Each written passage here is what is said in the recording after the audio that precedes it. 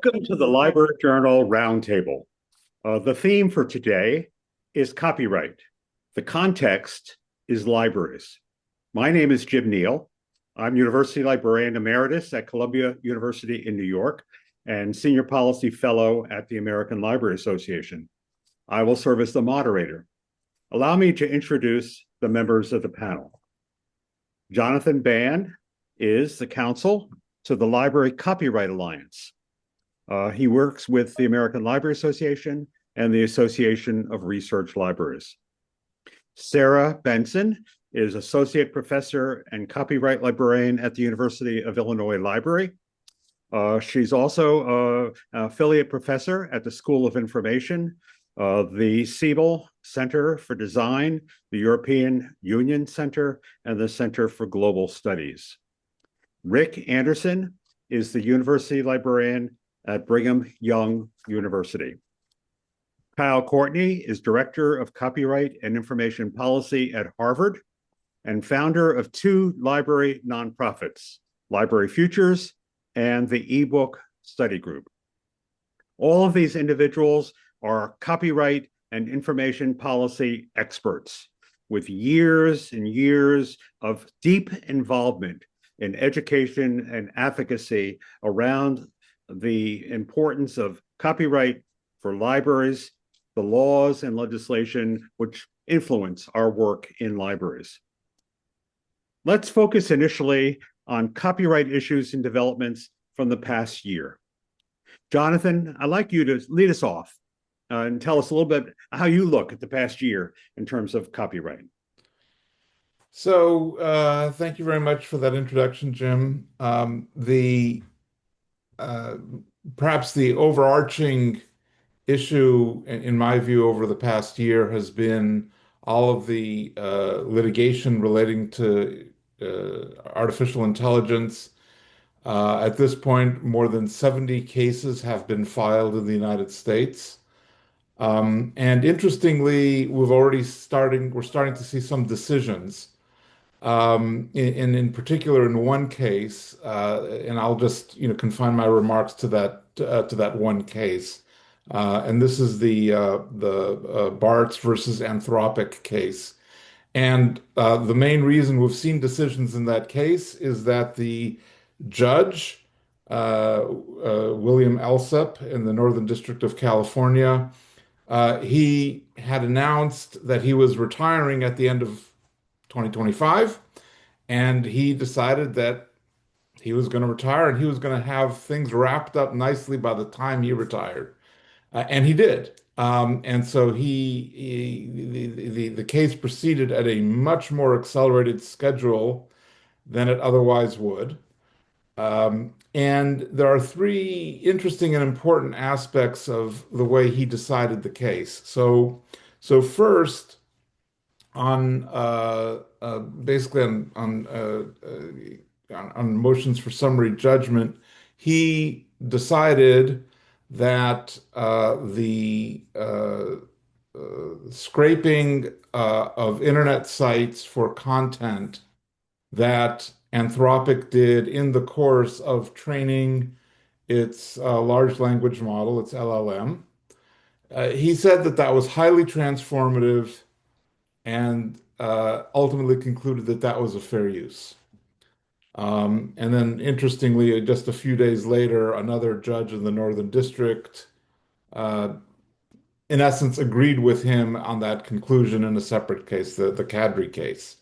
And I think that there's a good chance that other courts will similarly follow Judge Alsup's ruling. It was pretty well reasoned, even though, as I said, it was kind of hurried. He's a relatively well-respected judge. He's pretty familiar with copyright law. So I think that there's a good chance that other courts are going to be influenced by his ruling on that. But again, 70 cases, a lot of them are going to be looking at this issue about whether the copying that occurs in the course of training, whether that is a fair use or not. And so it's certainly possible that Other courts will rule differently, and of course, on appeal, who knows what will happen. The second, Judge Alsop's second ruling was that even though the general scraping of websites for training purposes was a fair use, the copying of quote unquote shadow libraries, various libraries or online websites that contained they're sort of set up for infringing purposes, that their harvesting of materials from those kinds of websites was not a fair use. And it's unclear again because of the hurried nature of the decision. He seems to have said, well, he seems to have concluded that Anthropic was not harvesting that material simply for training purposes, but was actually planning on keeping it for other purposes. But putting that aside, uh, again, it would not surprise me if other courts reached that similar conclusion that, again, scraping of publicly available materials on a website, that's one thing, that and material that was placed with authorization by the copyright owners, that's okay. On the other hand, getting material from a pirate site, that's not okay.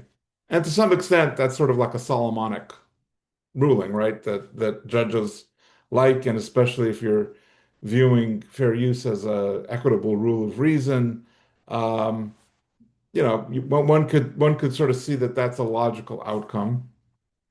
And interestingly, it has turned out that many of the AI firms have, in fact, trained on uh, pirate sites. That's something that was not widely understood previously, but now seems to be the case, and so that could be an important fact in future litigation.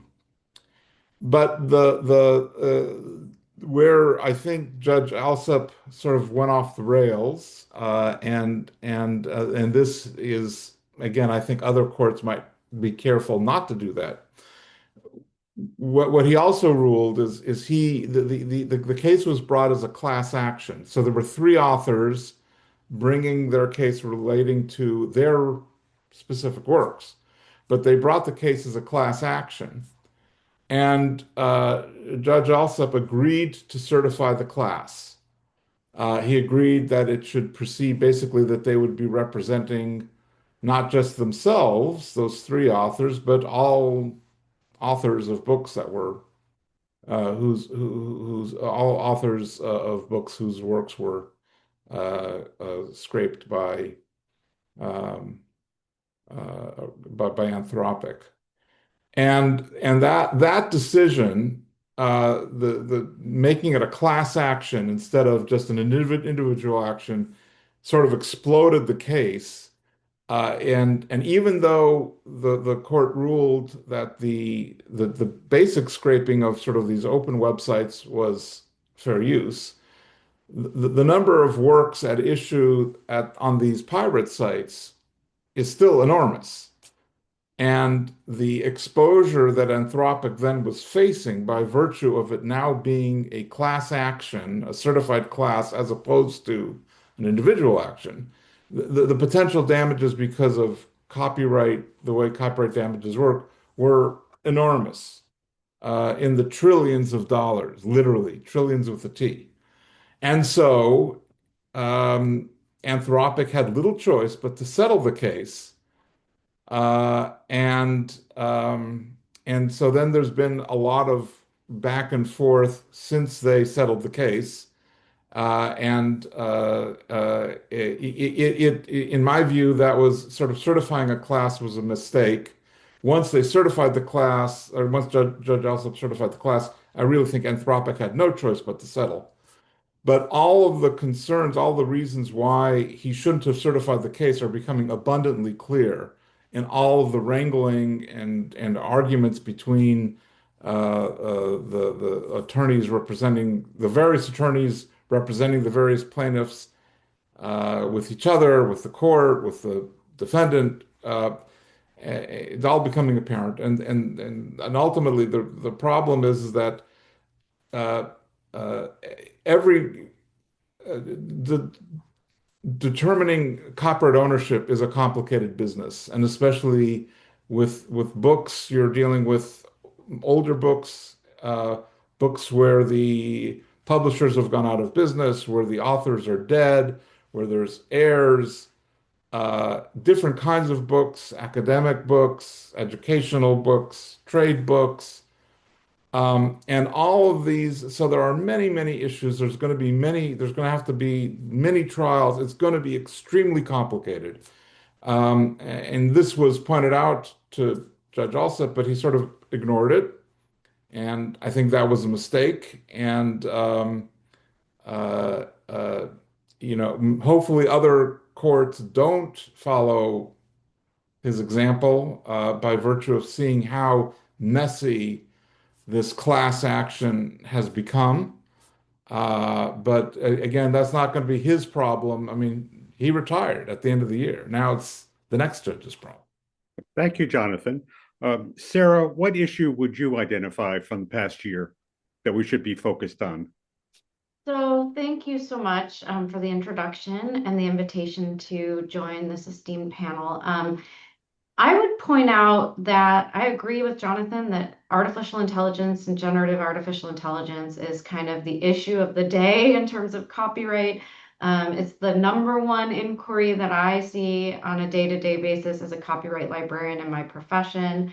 Um, in terms of how I view this issue in terms of research libraries, and that's the place where I sit professionally, I think the most impactful thing from the past year from our perspective is the US Copyright Office's recent three-part advisory guidelines on copyright and AI. And in particular, their most recent guidance, which was generative AI training. It's still labeled a pre-publication, and there's a lot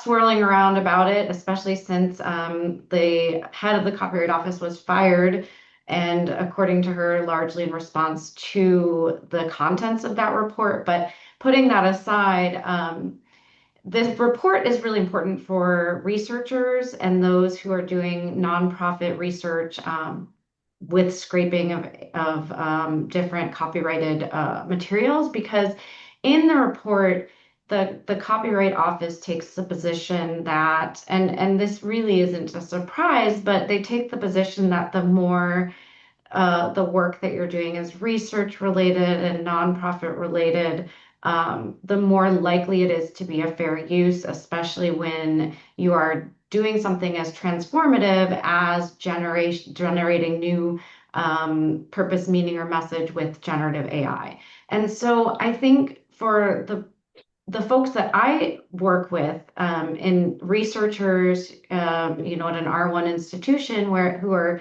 really trying to do innovative and new things with generative AI, I think this report is quite important.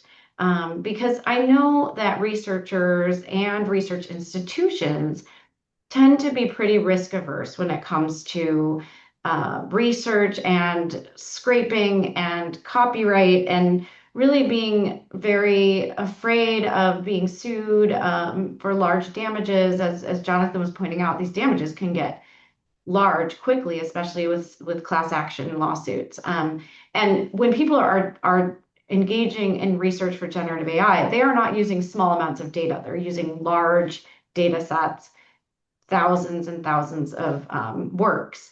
And of course, most of which are copyright protected. Not all. I mean, sometimes they're using public domain materials, sometimes they're using things that have fallen into the public domain, but often they are using copyright protected materials. And so I think that for the research community, that report was really important because it gave them a lot of power in terms of how, going forward, the types of things that they can do with a little less fear, right? And with the support of that report, And I think that's really crucial because we really do need to keep up with the big tech companies, right? I mean, they are also scraping things and doing things, but for commercial purposes. And we have people doing research for medical purposes, for um, different things that are really aiming to improve the world.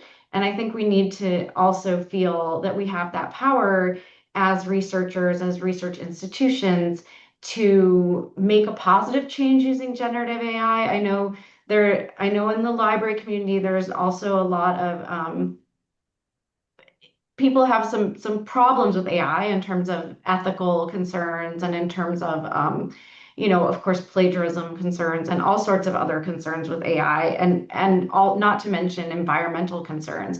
I think all of these things are valid, but I also think it's important that we recognize that there are some really innovative things that are coming out of AI and that we as colleges, universities, librarians who sit in these places, we need to also feel empowered to help our researchers make those important discoveries and not to say that copyright law is standing in their way because again, I encourage people to go to the US Copyright Office and to read that report because I think it's a really positive impact for the research community and hopefully librarians can empower the researchers from where they sit in the library as well. Thank you, Sarah. Um, Kyle, can you continue with your thoughts? Absolutely. So, you know, we had a plethora of things to choose from for this time. I chose the concern, the question about whether fair use or other core copyright exceptions that are relied on frequently by libraries and archives and our colleagues in cultural institutions can survive in a world governed by licenses. And so this is about copyright's interaction with the licensed word. And the short answer that I'm seeing is that licensing is increasingly being treated as sort of a substitute for those copyright rights. And in practice, it's overriding the very exceptions that are supposed to protect libraries and their users. A clear example would be the Internet Archive ebook litigation. In that case, and I was involved in that case, so the courts didn't just reject controlled digital lending, which I won't take personally, but they relied heavily on an idea that publishers already offer ebooks through licensing markets, and therefore those licensing markets should control access. And this is despite the fact that Internet Archive and every other library in the country lawfully acquired physical books that they want to do certain things with under those various exceptions, including interlibrary loan, right? Including preservation copies, including making fair uses of it. The logic effectively elevated the fourth factor, market harm, above all the others, I thought, by defining harm in relation to licensed markets that the publishers themselves created. So the result is troubling. I'm concerned. If a rights holder chooses to distribute works through restrictive licenses, courts may treat that licensing market as determinative, even when the library is a nonprofit, even when access is limited, even when the use aligns with traditional library functions. In other words, the existence of a license becomes the reason for fair use, first sale, even preservation rights are treated as if they no longer apply. So this dynamic has broader implications. It doesn't just affect fair use. Again, I think it undermines Section 108. We've seen it undermine Section 109, right? There's no digital first sale, full stop. And because libraries can't rely on statutory rights if they never truly own digital works in the first place, right? So copyright's public interest safeguards become theoretical in that view when licensing terms become the real law on the ground. So what should we be doing? Maybe we should start thinking about we should stop treating licenses as neutral or inevitable, right? Licensing, I believe, is a policy choice, and when it waives statutory rights, it should be challenged in negotiations, in institutional policies, and in public discourse, which we're doing here today. So thank you. And as I'll talk about the future, we're thinking about supporting legislative and judicial efforts that reaffirm the copyright exceptions cannot be contracted away wholesale, especially where public access, preservation, and education are at stake. So I think we need to reframe the conversation on what happened this year in the past. And again, I want to be clear, this isn't about whether libraries want special treatment. We are special, obviously, but we're not asking for special treatment. It's about whether copyright law, as enacted by Congress, still matters in the digital environment, or whether it's just quietly been replaced by private contracts that erase the balance that exists in copyright law that was designed to maintain and maintains the library mission. So that would be my take on the past, and Thank you, looking Kyle. forward to other folks. Thank you. Thank you. Very, very critical and important issue, I agree. Rick, what is the development of the past year that you would highlight? Yeah, so I'm just going to zoom in on one particular thing that happened this last year that I think in many ways we might see as a very obvious development, but that I think is very important because it happened, it created new case law, and that is the decision in the Thaler versus Perlmutter case.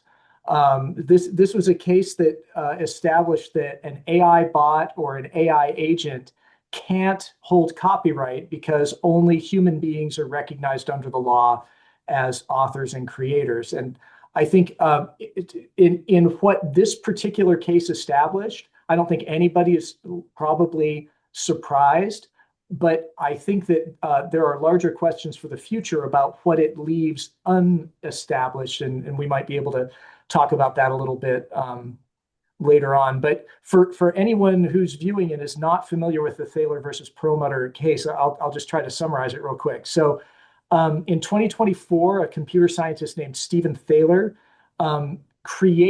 invented a generative AI bot that he called the Creativity Machine, and he used it to create a picture.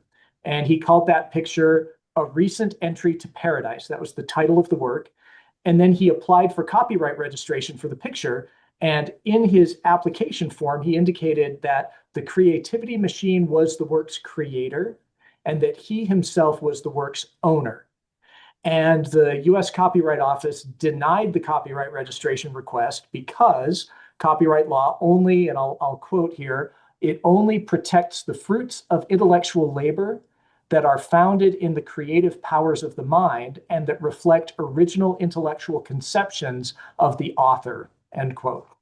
So Thaler sued. He acknowledged that the work had no human author, or as he put it, no traditional human author, which I thought was a cute phrase. But he argued that the human authorship requirement in current copyright law is out of date in light of all the recent technological developments.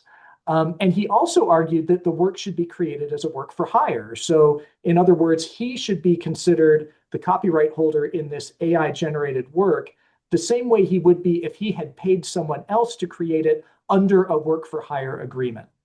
And he also argued on appeal that he should be the copyright holder because he had both invented the Creativity Machine and had fashioned the prompt that the Creativity Machine used to create the image. Now, the original district court rejected his claims, saying that, quote, human authorship is a bedrock requirement of copyright, end quote, and also rejected the work for hire argument because the Creative Machine had not created a copyrightable work. So Thaler couldn't therefore argue that copyright had been transferred to him from the creator because there was no copyrighted work, no copyrightable work at issue. So then he appealed the district court's decision, but it was upheld by the appellate court.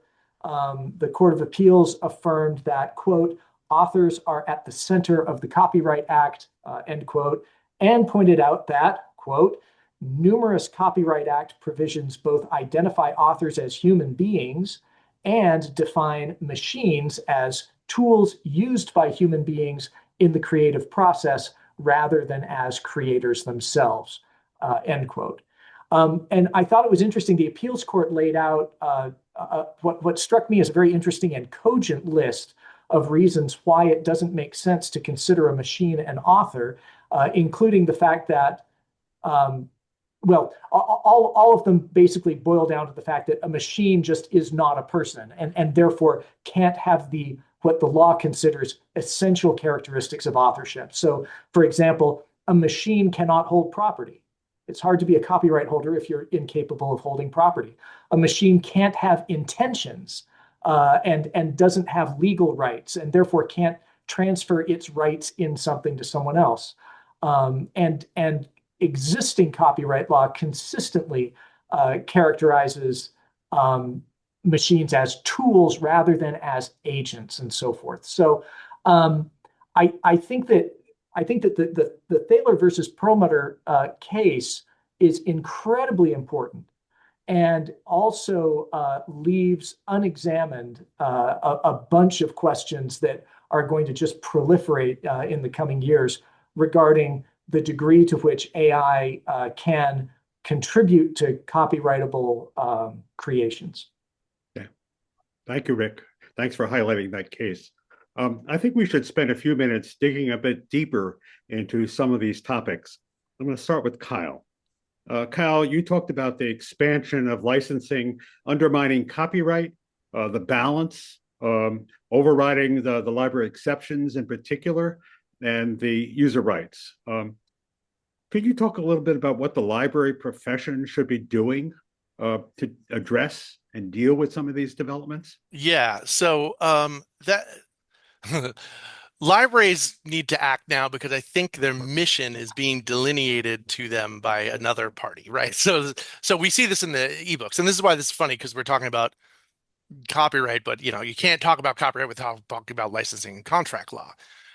So libraries could face archival loss, inability to lend, restricted research use, or growing dependence on proprietary platforms that were never designed for something that we were designed for, long-term stewardship and public access.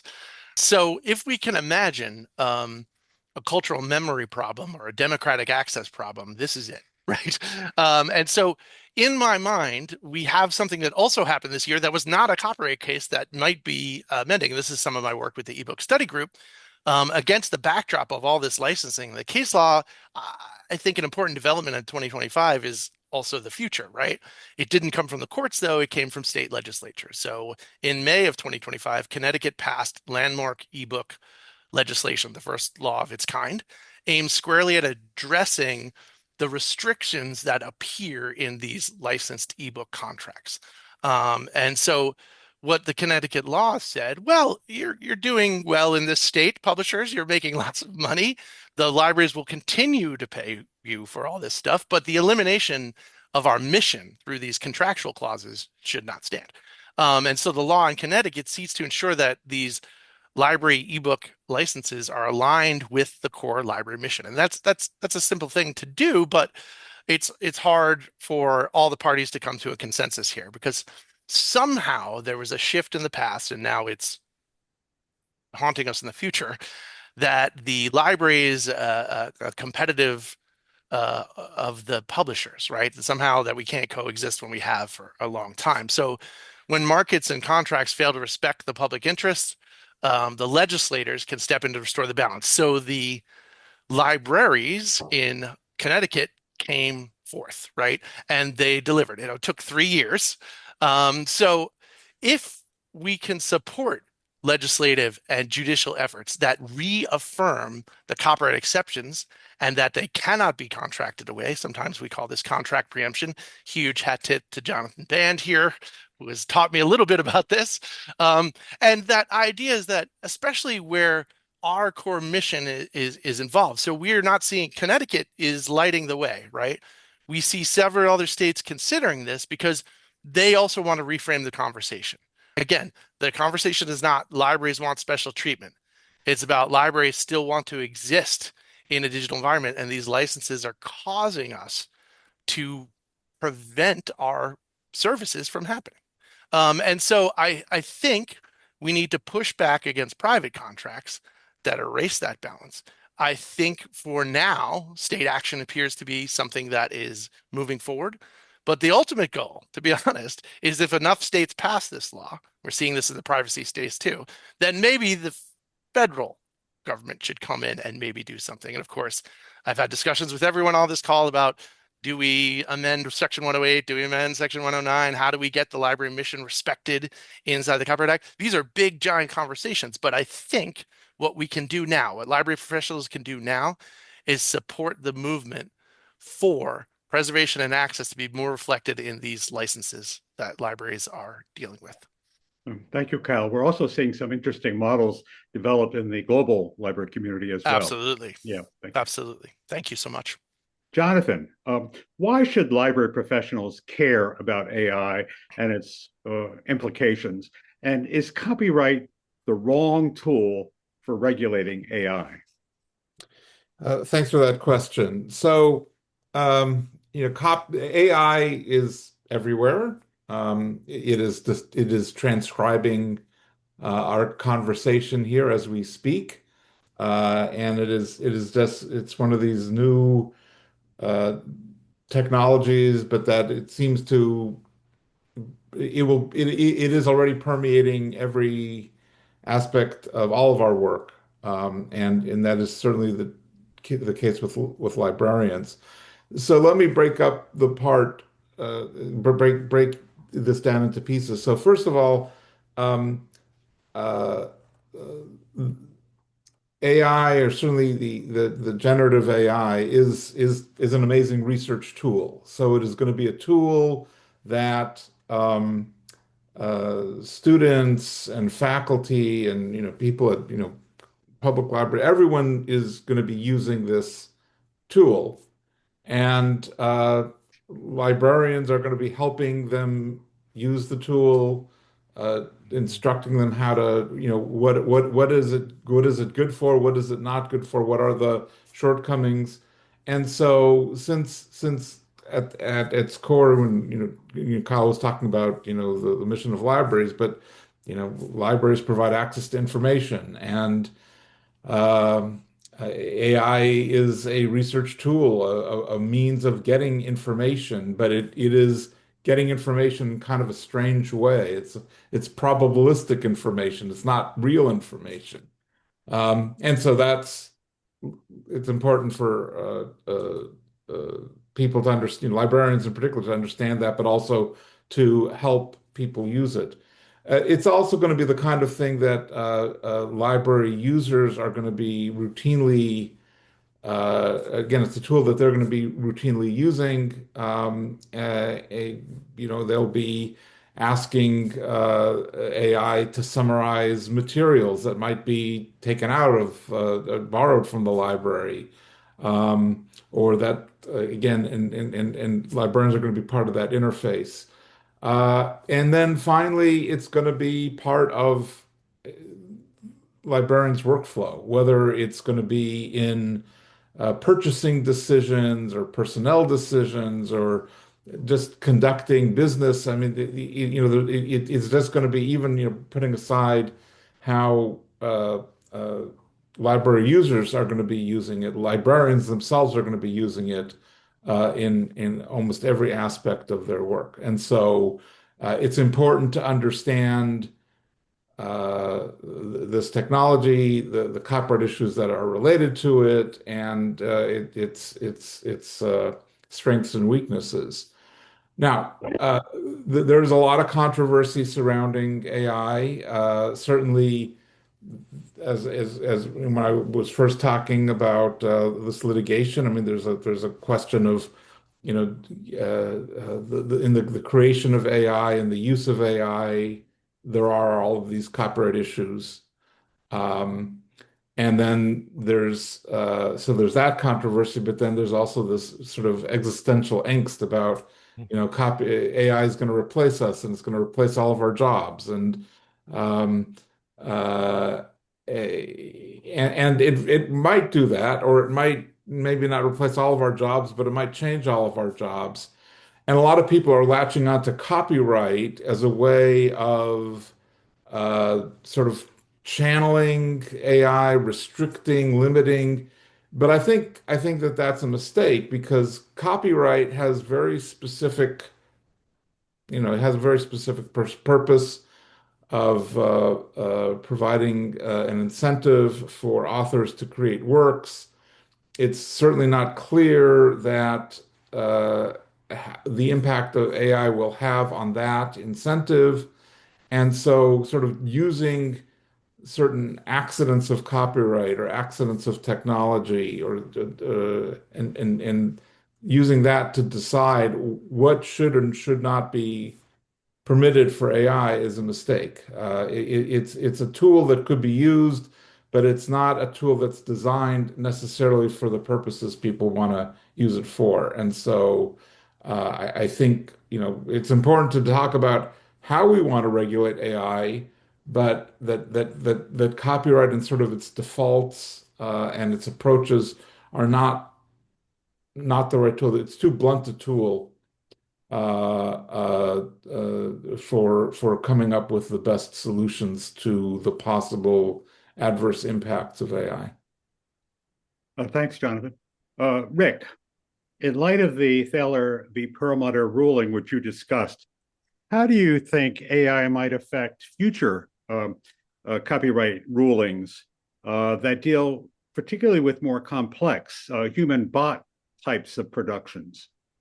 Yeah, as I mentioned before, the question that was settled in Thaler is really important, but in a way, I think it's deceptively simple. The much more difficult question going forward is going to be how much human input into the creation of an original work is necessary in order for that work to be subject to copyright. And to illustrate how complicated that question might be, let me use an example from my own life. So one of my hobbies is music production. And in music production, I use a variety of AI-based electronic tools. If I write an original song and I create an original arrangement of that song and I perform and record the instrumental parts, and then I use an AI-based tool to help me shape the sound of those recordings, I don't think there's any question that what I've created is still an original copyrightable work. The music is my creation, the arrangement is my creation, and the recordings of the performances are my creation. If I use AI during the mixing and the production process, that doesn't somehow poison the copyrightability of my work, because obviously the work is still original and it's the intentional work of a human author. However, interestingly, there are also now AI-based tools available that will create music according to prompts that I provide. So for example, if I'm writing a song and recording it, I can get an AI tool and tell it that I need a drum track, and I can say, okay, I need a drum track that's 120 bars long. It needs to be structured on a one-drop reggae pattern at a tempo of 80 beats per minute. It should have a modest number of drum fills, and it should have a 2-beat kickoff prior to the first bar. Now, if an AI machine generates that drum track for me, it seems clear to me that I can't assert copyright in the drum track. Now, that doesn't mean that I can't copyright the song. The song itself is still my original work. But what I think it does mean is that if somebody else strips that drum track out of my recording, they can then use that drum track freely without my permission, because the drum track itself isn't subject to copyright. Now, even here, we're in a fairly straightforward legal situation. But what if I also use an AI tool to generate the guitar part, and an AI tool to generate the bass part and the keyboard parts? Again, I'm giving the AI machine some basic parameters to work with, but I'm not creating the melodies and the chord progressions myself. And then for that matter, what if I use AI to write the lyrics for me? Thaler would seem to indicate that the resulting song would not be subject to copyright. But what if I use all of those tools and then I take those outputs and then I adapt them and change them and edit them? How much adaptation on my part as a human being would it take for this AI-generated song to turn into something that the law would recognize as an original work? It kind of seems like as long as the final product is genuinely a variant on the original AI production, then maybe what I've created is a derivative work of a non-copyrightable original work, and therefore maybe not copyrightable. But at some point, questions like these are going to make it to court. And I don't think the court's decisions are going to be slam dunks like the Thaler versus Perlmutter one was. And that's all just kind of a very long-winded way of saying that I think we're headed for some very interesting and very difficult times in terms of trying to figure out where AI and copyright, how AI and copyright can interact under the law. Yeah, thank you, Rick. Sarah, so we find the Copyright Office in the Library of Congress, and there's, as you've written about, there's lots of interesting issues around it relocating elsewhere in federal structure. How do you think the Copyright Office, regardless of where it may end up, might respond to any future legislative proposals around regulating AI? What's the role of the Copyright Office looking forward in this area? Yeah, so thanks a lot for that question. And I think that Rick has laid out, where the Copyright Office feels comfortable in the area of AI in terms of making real decisions. And that is where the Copyright Office has always been comfortable, which is copyright registration, right? They are the premier deciders of whether something is registrable or not, right? Whether it's sufficiently original or not. And they have a very large compendium of their office practices, and they've put out guidance, and they've even gone to court recently about those issues. Where I think that they are going to steer clear is in these decisions about fair use, or whether they should give guidance to, let's say, Congress or recommend to Congress to pass laws governing AI, right? We have seen that this is happening around the world. In the EU, they have a copyright directive about artificial intelligence, and there's a lot going on with that, right? US companies that are doing business in the EU, I mean, have to comply with all of these regulations, and they're very specific. But the United States to date, right, has avoided entering into the law a specific legal regime about the copyright in AI in terms of, is this a fair use? Is this not a fair use, et cetera, et cetera. And I think that that's for good reason, right? Fair use is a flexible test. It is a case-by-case test, and it is one where the courts rule. The courts decide if something is a fair use or not at the end of the day.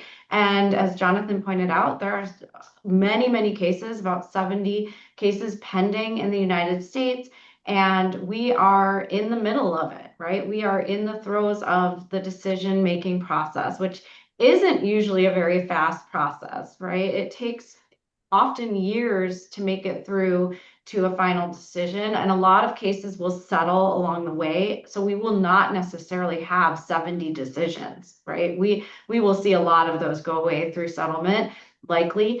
But we are starting to see some guidance from the courts about whether they think something is a fair use or not in terms of scraping, and then we'll see some decisions on infringement as well and the output, right? And I think that that is where things should be headed. We should be watching the courts. We should be learning from the courts. And I think the Copyright Office also agrees with that, right? They think that this is a place where fair use is well suited to make that correct balance, right, between whether something is illegal or copyright infringement, or it's a fair use of a work.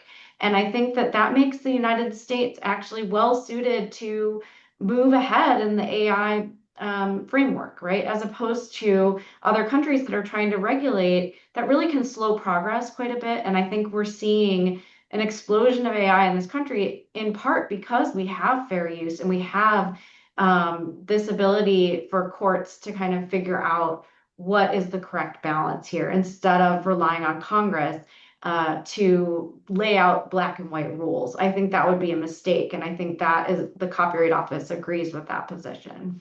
Yeah. Thank you, Sarah. Let's conclude with copyright issues and developments looking forward to 2026 and beyond. We'll start with Rick. Yeah, so I'm gonna hopefully not be too controversial, but when I think about looking into the future and even the near future, and thinking specifically about the role of libraries with regard to copyright, I feel like the time has really come for us as a profession to decide whether we actually believe that the rights of copyright holders are worth defending. And if so, whether libraries themselves have a role in doing so. I'm now old enough to remember when we in libraries used to say things like librarians are the greatest defenders of copyright. But that's starting to feel like a very long time ago. I feel like now our profession is much more likely to conflate defending the integrity of copyright with defending big commercial publishing. With the result that, for example, we tend to get very sort of mealy-mouthed and equivocal about developments like the rise of massive piracy schemes like Sci-Hub and LiveGen and Silent Librarian. Now, that being said, I don't want to give the impression that we in libraries have stopped talking about copyright or have stopped educating patrons about what it is and how it works. And we do encourage patrons still, both to understand copyright and to follow the law.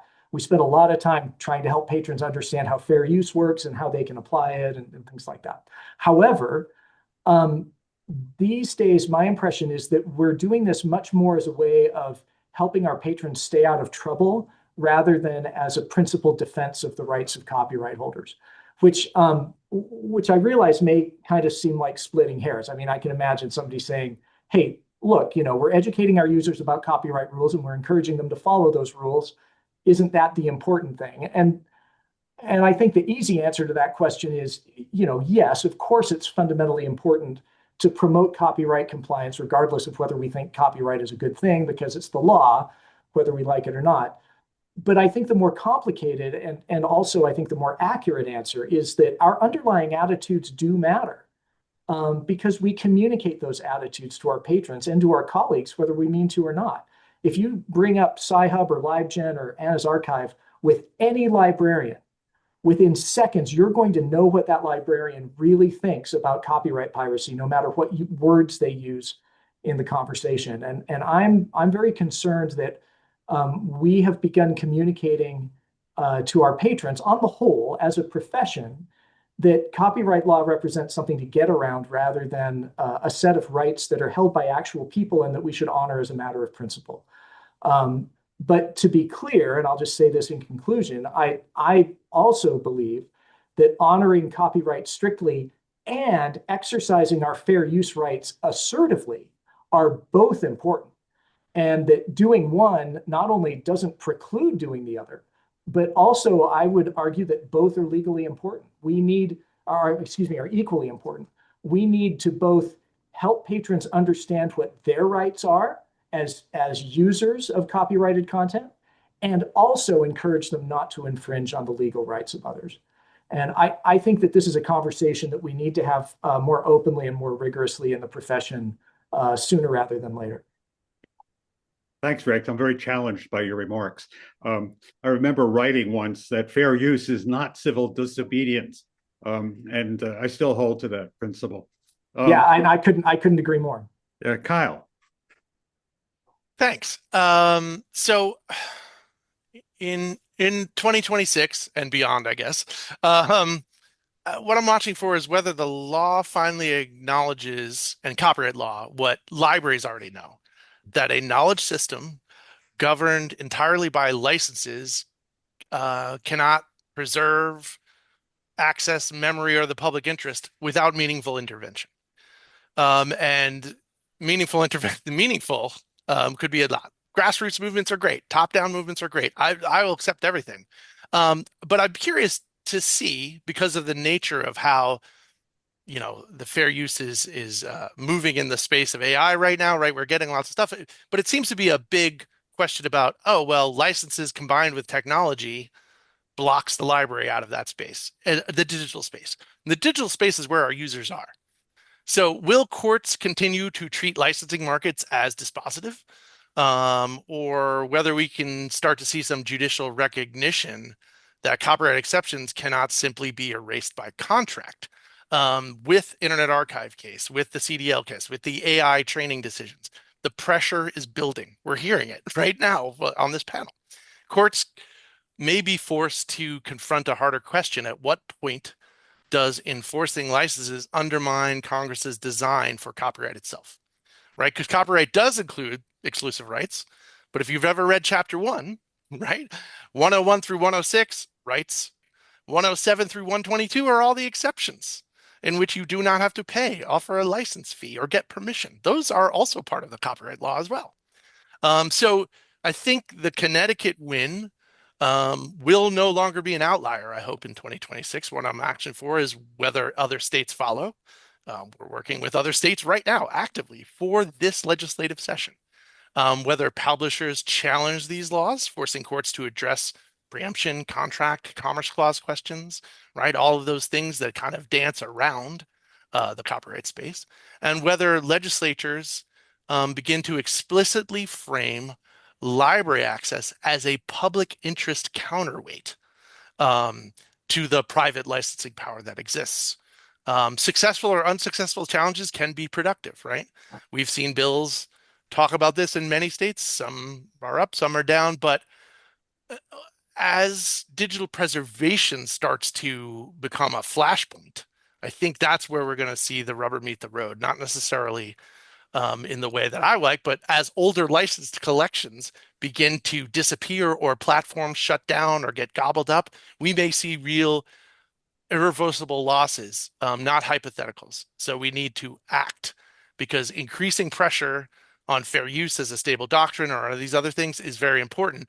But there is a broader policy reckoning coming, which is ultimately what is ownership in the digital age. Too big for this panel, I would say, Yeah. but a very big question that I'm hoping for to get some more answers in 2026. Sarah, take a look forward for us. All right, so I'm going to switch gears for a second, and I echo what Kyle has said about worrying about licensing overriding copyright exceptions. It's been an issue that has been bothering me for a long time, and is, I agree, coming to a head, and we do need to preserve everything, and we can't allow, collections to disappear based on licensing. Agree. Another thing that has been bothering me for a long time, and actually since the pandemic, is DMCA exemptions for teaching purposes for online courses, especially with full videos. This problem persists, and we are again forced to reckon with the 3-year process for exemptions, trying to help our film professors and their students access full-length films for the purpose of teaching. This is, maybe a Sarah problem, but it's one that's been bothering me. And it's a question that I get every single semester. And when I ask my colleagues, do you get this question too? Almost every single one of them says yes. So it's a problem for academic research libraries. I don't know so much about public libraries, but this is a problem that bothers me in addition. So there's DMCA problems in addition to all of these other, licensing. And I think, as librarians, we need to advocate, and we need to become familiar enough with the copyright laws and exceptions so that we can join organizations such as Library Futures, run by Kyle, and become advocates along with them, right? Because it's not just the organizations that need to speak up, it's the people who are at the front lines day to day doing the work. And so I hope everybody who is listening to this or reading this kind of brings it to their own library and their own staff, and kind of gears up on these issues so that they can add their voice. Because again, we go and we advocate to the Copyright Office about the DMCA, but if it's one person doing it, that's not as impactful as if it's 20,000 librarians writing in, right? I mean, that's impactful. And I think we all have similar struggles. The ebook crisis is a crisis for academic and public libraries alike. And if you understand the issues a little bit better, that's when you can really advocate. So that's my number one thing. My number one message is advocate for libraries. And in order to do that, educate yourselves about the issues and then reach out to these organizations such as Library Futures so that you can get involved in it. And the American Library Association, of course, always, always advocating for libraries. So that's my ending thought. Thank you, Sarah. I would note that I raised these licensing issues in 2007 when I was working with the 108 study group, and it was summarily censored by the publishers. Jonathan, you get the last word. Thanks. So uh, you're hearing it first here that by the end of June, we're going to have a clearer understanding of the bounds of secondary liability for copyright. And I say that with absolute certainty. Why? Because there's a case pending before the Supreme Court, Cox v. Sony, and that's the issue. And the oral argument happened in early December, and the Supreme Court's term ends at the end of June, and they will decide the case. And so, unlike the rest of the speakers who are just speculating, I am offering you certainty that there will be a decision by the end of June. I don't know what the decision will be. I can offer my thoughts, but that's different. Now, what is the issue? So, oddly enough, the Copyright Act, it talks about infringement, but it never defines secondary infringement, meaning it talks about basically if you engage in the copying, are you an infringer? If you engage in the public performance, so with, the bounds of your liability. But it doesn't say anything about the person who assists the infringer and when they become liable. And so that's all considered secondary liability, and there's doctrines of contributory infringement, vicarious liability. None of that is specified in the Copyright Act, unlike the Patent Act, which has very clear rules for secondary liability. And the fact that the Copyright Act hasn't had clear rules has led to a lot of confusion. There have already been several cases in the Supreme Court, back under the 1909 Act and even before the 1909 on the 1870 Act, but certainly even under the Copyright Act of 1976. We had the Sony Betamax decision in 1984. We had the Grokster case in 2005, and now there's going to be the Cox Sony case. And hopefully the Supreme Court will be much clearer than it was, meaning they were not at all clear in the Betamax case. They were clearer in the Grokster case, but evidently not clear enough. And so hopefully in this case, they will be absolutely clear about what what the rules are with respect to contributory infringement.